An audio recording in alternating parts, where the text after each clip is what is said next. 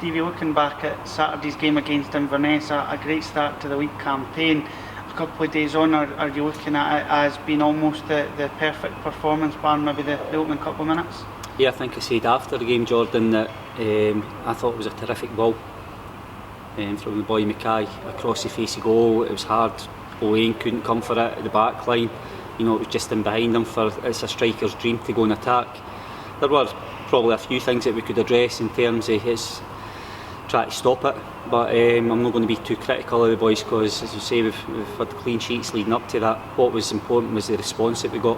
I don't think there was a panic about us, and albeit the set play got us back in the game with Dom and Hugh Murray again. Having watched the game back, I think we limited Inverness to only really another couple of chances over the other 88 minutes, and I was surprised at the amount of chances that we actually created ourselves on the day. I think we were up at double figures, so very pleasing that we come away all 3 points. Obviously you'll be delighted with the start of the season in terms of the 4 wins and the amount of goals that you've scored, but with just that 1 goal conceded, you must be delighted that the foundations are being built from the back, from the off.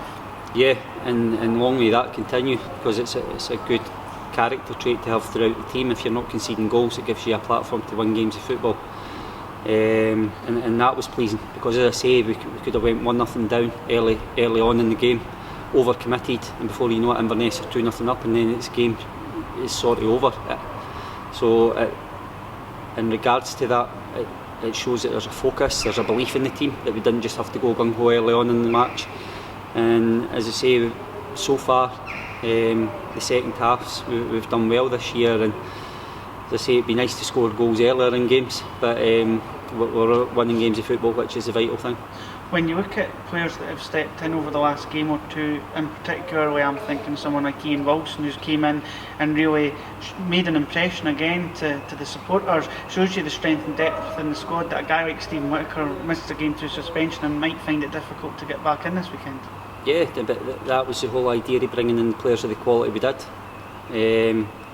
Everybody's going to add, everybody's going to play their part, and as you've said, I know you've singled out Ian Wilson, but there's other players that have had game time and then have to take themselves out of the team, and it's very pleasing as a manager. But the headache going into the weekend is selecting the right 11, but also, you know, making sure that we pick the right bench, because the boys that have come on in these games have played a big part in allowing us to go on and win all 3 points in the matches. From the 18-man squad on Saturday, you can see the strength and depth that we've got in the options from the bench. Stephen Whittaker coming back from suspension adds to that. How's the squad looking? Is everybody fit and available? Yeah, we've got an ongoing issue with Lewis Martin. You know, he's probably one that's had most troubles in regards to a calf issue, and you know, there's times when we're pushing him on the training pitch and then we're having to come off him. Other than that, we've been very lucky, I think, and the rest of the squad are available for the weekend. When you talk about training there, of course we do train at Alloa this season, so does that give you an advantage going into the game? I don't think it'll give us an advantage in terms of, obviously, Alloa will train there as well. What it does is it lets us, we know what the surroundings, we know how the surface plays.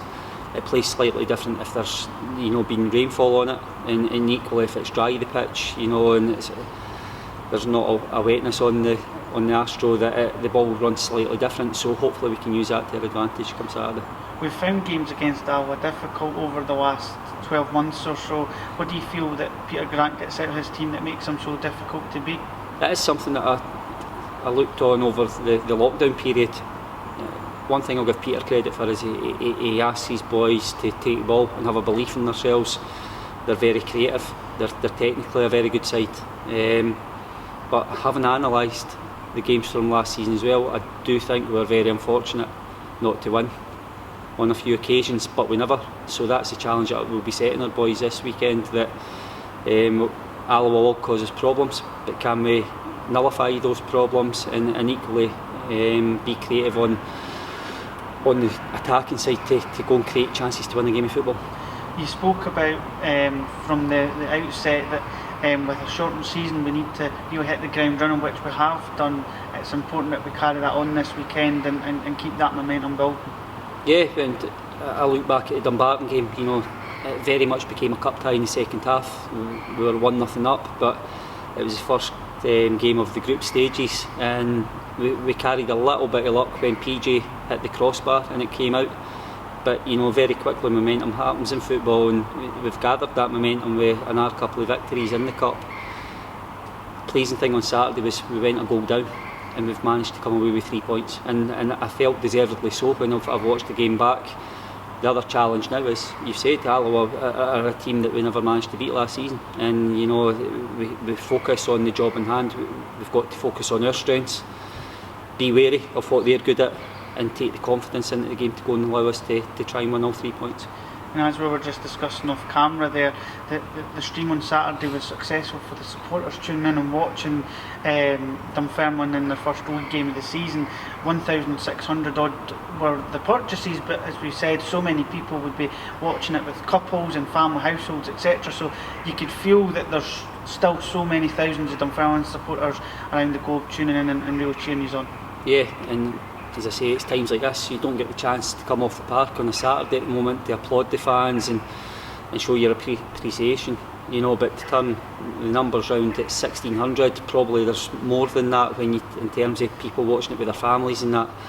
It's just the players know, you know, as a coaching staff, we're making the players know that this club means a lot to people out there, and albeit that we can't get them along to games at the moment, if they keep turning out and backing us in that, it's something that we can relate to the players. And as I say, we're not going to win every game this season, but I'm sure knowing that people are watching and the numbers that you're talking about, it gives us a focus to try and not let people down.